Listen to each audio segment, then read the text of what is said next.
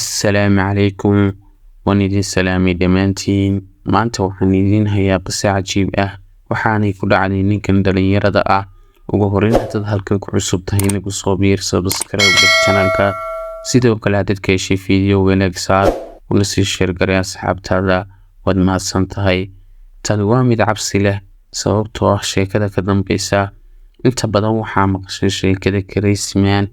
Wuxuu ahaa ninkii dokumentiga ka duubay Alaska oo wata arsab buni ah oo weyn oo halkaas ku nool. Uu yaraa qalafsanaa isagoo u haystay inay yihiin dad labisan. Ma waxaad u malaynaysaa iyadoo lagu saleynayo habdhaqankiisa. Waxa uu sameeyay hees codloobi marka uu la hadlayay.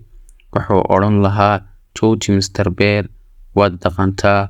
Waxa kale uu khatar galiyay dadweynaha isagoo waqti badan ku luminayay meel u dhow iyaga, isagoo ogolaanaya in ay ku raaxaystaan agagaarka bini'aadamka oo ay aad u dhiiradaan in ay nagu soo dhawaadaan. Gadaasha sawirkan ka muuqata ayaa la rumaysan yahay in ay ahayd baashi markii dambe isaga oo nool cuntay. Cajalkii maqalka ah ee uu ka soo duubay isaga oo la dilayo ayaa si kooban loogu faafiyay YouTube-ka. Waana ku khaldamay in aan dhageysto. Waxa uu ku guuleystay in uu shido kamaradiisa oo koofiyadda saaran tahay muraayadda. Isla markii uu weerarku bilaabmay, waa wax laga naxo.